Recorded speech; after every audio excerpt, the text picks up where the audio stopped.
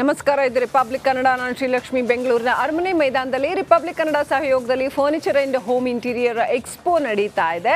August 2ನೇ ತಾರೀಕು ಈ ಎಕ್ಸ್ಪೋ ಶುರುವಾಗಿದೆ. ಇವತ್ತು 3ನೇ ದಿನ ಯಶಸ್ವಿಯಾಗಿ ನಡೀತಾ ಇದೆ. ವಾರಾಂತ್ಯ, ವೀಕೆಂಡ್, ಸಂಡೇ ಅದರಲ್ಲೂ ಇವತ್ತು ಭರ್ಜರಿ ರೆಸ್ಪಾನ್ಸ್ ವ್ಯಕ್ತ ಆಗ್ತಾ ಇದೆ. ಆಗಸ್ಟ್ 5 ಅಂದರೆ ನಾಳೆ ಇದು ಖತಮ್ ಆಗಿಬಿಡತ್ತೆ. ಈ ಎಕ್ಸ್ಪೋಗೆ ನಾಳೆ ತೆರೆ ಬೀಳಲಿದೆ. ಒಂದೇ ಸೂರಿನಡಿ ಆಟಿಕ್ ಸೋಫಾ ಸೆಟ್ನಿಂದ ಹಿಡಿದು ವೆರೈಟಿ ಫರ್ನಿಚರ್ಸ್ ಕಂಡು ಗ್ರಾಹಕರು ಸಿಕ್ಕಾಪಟ್ಟೆ ಖುಷಿ ವ್ಯಕ್ತಪಡಿಸಿದ್ದಾರೆ. ಎಕ್ಸ್ಪೋಗೆ ಉಚಿತ ಪ್ರವೇಶ ಮತ್ತು ಪಾರ್ಕಿಂಗ್ ವ್ಯವಸ್ಥೆಯನ್ನು ಒದಗಿಸ್ಕೊಡ್ತಾ ಇದ್ದೀವಿ. ನೀವು ಸಹ ಭೇಟಿ ನೀಡಿ ನಿಮ್ಮ ಅಂದದ ಮನೆಗೆ ಚಂದದ ಫರ್ನಿಚರ್ಗಳನ್ನು ಪರ್ಚೇಸ್ ಮಾಡಿ.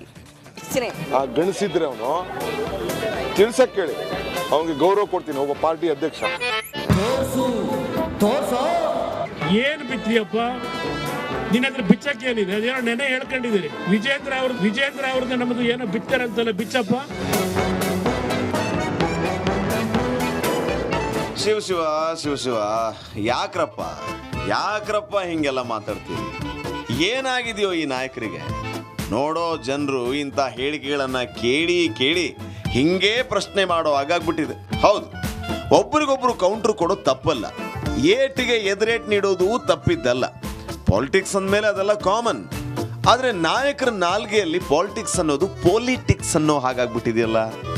ಬಾಯಿ ತೆಗೆದ್ರೆ ಸಾಕು, ಬಿಚ್ತೀನಿ. ಏನ್ರಿ ಬಿಚ್ತೀರಿ? ಬಿಚ್ತೀನಿ ಅನ್ನೋ ಮೂಲಕ ತಮ್ಮ ಮರ್ಯಾದೆಯನ್ನು ತಾವೇ ತಕೋತಿದ್ದಾರೆ.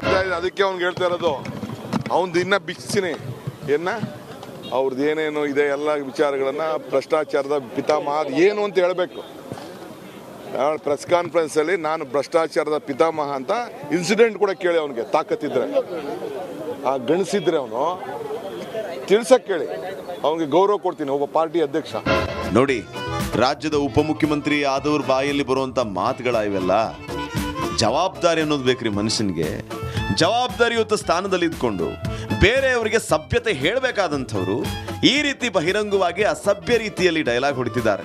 ಇನ್ನು ರಾಜ್ಯದ ಮಾಜಿ ಮುಖ್ಯಮಂತ್ರಿ, ಹಾಲಿ ಕೇಂದ್ರ ಸಚಿವರೇನು ಕಮ್ಮಿ ಇಲ್ಲ ಬಿಡಿ.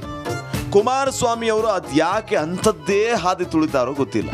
ಏನು ಬಿತ್ತಿಯಪ್ಪ ನಿನ್ನ ಹತ್ರ ಬಿಚ್ಚಕ್ಕೆ ಏನಿದೆ? ಅದೇನೋ ನೆನೆ ಹೇಳ್ಕೊಂಡಿದ್ದೀರಿ. ವಿಜೇಂದ್ರ ಅವ್ರದ್ದು ನಮ್ಮದು ಏನೋ ಬಿತ್ತಾರಂತಲ್ಲ, ಬಿಚ್ಚಪ್ಪ. ಇರೋದು ನಾವು ಬೀದಿಲಿ ನಿಮ್ಮ ಜೊತೆಲಿದ್ದೇವೆ, ಅವರಿರೋದು ಗಾಜಿನ ಮನೆ ಒಳಗೆ. ಅವ್ರು ನನ್ನನ್ನು ಪ್ರಶ್ನೆ ಮಾಡ್ತಾರ. ನಾನು ನಮ್ಮ ಸಹೋದರನ ಬಗ್ಗೆ ಪ್ರಶ್ನೆ ಮಾಡಿದ್ದಾರೆ. ಮಧ್ಯಾಹ್ನ ರಾಮನಗರದಲ್ಲಿ ಹೇಳ್ತೀನಿ.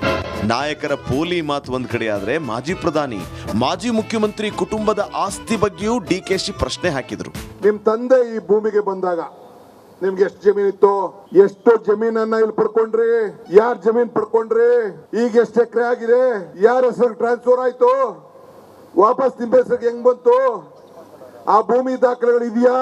ಇನ್ನು ಇದೇ ಆಸ್ತಿ ಗುದ್ದಾಟವನ್ನ ಕುಮಾರಣ್ಣ ನೆಕ್ಸ್ಟ್ ಲೆವೆಲ್ಗೆ ತಗೊಂಡು ಹೋದ್ರು. ಡಿಕೆಶಿ ಆಸ್ತಿ ಅಂದ್ರೆ ಒಂದು ಬ್ಲಾಕ್ ಅಂಡ್ ವೈಟ್ ಟಿವಿ ಜೊತೆಗೊಂದು DVD ಅಂತ ಟಕ್ಕರ್ ಕೊಟ್ರು. ಅವರ ಗುರುಗಳು ಯಾರೋ ಒಬ್ರು ಹೇಳಿದ್ದಾರೆ ಒಂದು ಸೋಷಿಯಲ್ ಮೀಡಿಯಾದಲ್ಲಿ.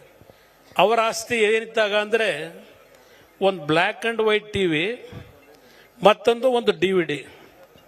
ಬ್ಲ್ಯಾಕ್ ಆ್ಯಂಡ್ ವೈಟ್ ಮತ್ತು ಟಿವಿ ಮತ್ತು DVD ಇಟ್ಕೊಂಡು ದೊಡ್ಡರಳಿಲಿ ಮತ್ತು ಕೋಡಳಿಲಿ ಏನು ಪ್ರದರ್ಶನ ಮಾಡಿ ದುಡ್ಡು ಸಂಪಾದನೆ ಮಾಡಿದ್ರು.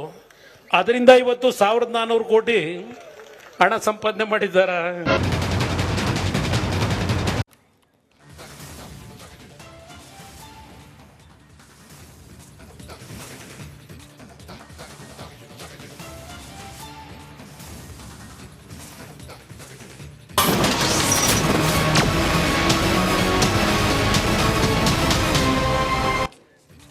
ಇದರ ಬಗ್ಗೆ ಮತ್ತಷ್ಟು ಡೀಟೇಲ್ಸ್ನೊಂದಿಗೆ ನಮ್ಮ ಪ್ರತಿನಿಧಿ ಬಸವರಾಜ್ ನೇರ ಸಂಪರ್ಕದಲ್ಲಿದ್ದಾರೆ. ಬಸವರಾಜ, 2 ಹಗರಣಗಳ ಆರೋಪದಲ್ಲೇನೆ ಸಿಲುಕಿ ನಲುಗು ಹೋಗಿತ್ತು ಕೈಪಾಳೆಯ.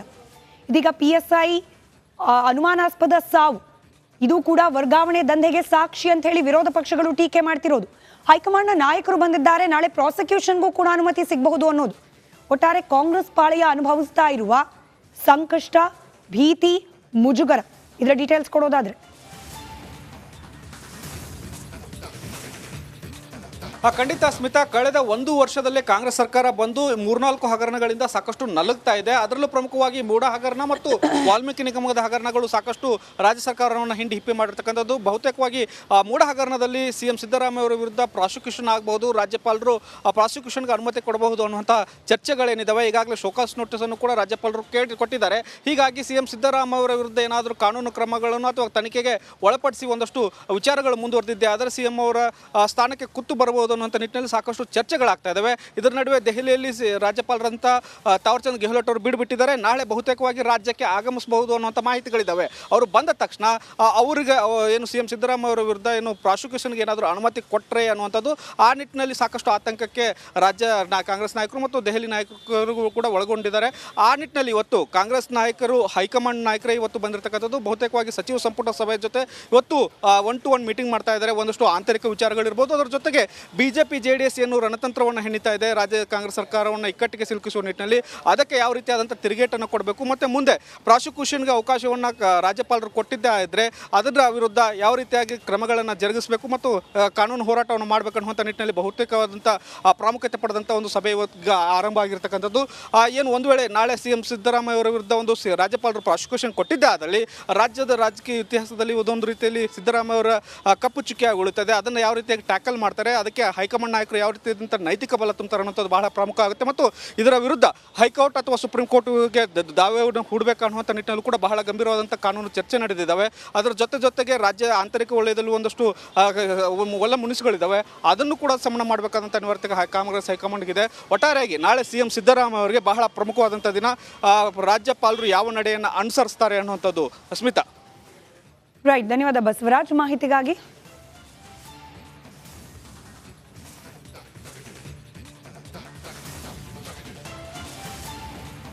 ಮೂಡ ಹಗರಣ, ವಾಲ್ಮೀಕಿ ಹಗರಣ ಇದೆರಡರ ನಡುವೆನೇ ಸಿಲುಕಿ ಒದ್ದಾಡ್ತಾ ಇದ್ದ ಕಾಂಗ್ರೆಸ್ ಪಾಳೆಯಕ್ಕೆ ನಿನ್ನೆ ಬೆಳಕಿಗೆ ಬಂದ ಒಂದು ಪ್ರಕರಣ ಮತ್ತಷ್ಟು ಸಂಕಷ್ಟವನ್ನ ತಂದೊಡ್ತಾ ಇದೆ.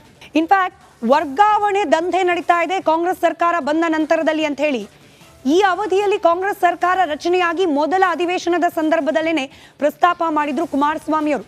ಪೆನ್ ಡ್ರೈವ್ ಸಾಕಷ್ಟು ಚರ್ಚೆಗೆ ಕಾರಣವಾಗಿತ್ತು, ರಾಜಕೀಯ ವಲಯದಲ್ಲಿ ಕೋಲಾಹಲಕ್ಕೂ ಕೂಡ ಕಾರಣವಾಗಿತ್ತು. ವರ್ಗಾವಣೆ ದಂಧೆಗೆ ಸಂಬಂಧಪಟ್ಟಂತೆ ಪೆನ್ ಡ್ರೈವ್ನಲ್ಲಿ ಮಾಹಿತಿ ಇದೆ, ಕೃಷಿ ಇಲಾಖೆಯಲ್ಲಿ ಅವ್ಯಾಹತವಾಗಿ ವರ್ಗಾವಣೆ ದಂಧೆ ನಡೀತಿದೆ, ಅದಕ್ಕೆ ಸಂಬಂಧಪಟ್ಟ ಡಾಕ್ಯುಮೆಂಟ್ಸ್ ನನ್ನ ಬಳಿಯಲ್ಲಿದೆ ಅಂತ ಹೇಳಿ ಕುಮಾರಸ್ವಾಮಿ ಅವರು ಆರೋಪ ಮಾಡಿದ್ರು. ನಂತರದಲ್ಲಿ ಆ ಪೆನ್ ಡ್ರೈವ್ ಆಚೆ ಬರಲಿಲ್ಲ, ಬೇರೆ ಕಥೆ. ಆದರೆ ಈ ವರ್ಗಾವಣೆ ದಂಧೆಯ ಆರೋಪವನ್ನ ಸತತವಾಗಿ JDS ಹಾಗೆ ಬಿಜೆಪಿ ಎರಡೂ ಪಕ್ಷಗಳು ಕೂಡ ಕಾಂಗ್ರೆಸ್ ಸರ್ಕಾರದ ವಿರುದ್ಧವಾಗಿ ಆಗಿಂದ ಹಾಗೆ ಅಸ್ತ್ರದ ರೂಪದಲ್ಲಿ ಪ್ರಯೋಗ ಮಾಡ್ತಾ ಬರ್ತಿದ್ದಾರೆ. ಇದಕ್ಕೆ ಪೂರಕ ಅನ್ನೋ ರೀತಿಯಲ್ಲಿ ಇದೀಗ ವರ್ಗಾವಣೆ ಹಗರಣಕ್ಕೇನೆ ಬಲಿಯಾಗಿ ಹೋದ್ರು PSI ಪರಶುರಾಮ್ ಅನ್ನೋ ಆರೋಪ. ಯಾದಗಿರಿ ಶಾಸಕ ಚೆನ್ನಾರೆಡ್ಡಿ ಮೇಲೆ ಲಂಚದ ಆರೋಪ. 30 ಲಕ್ಷ ರೂಪಾಯಿ ಬೇಡಿಕೆಯನ್ನ ಇಟ್ಟಿದ್ರು.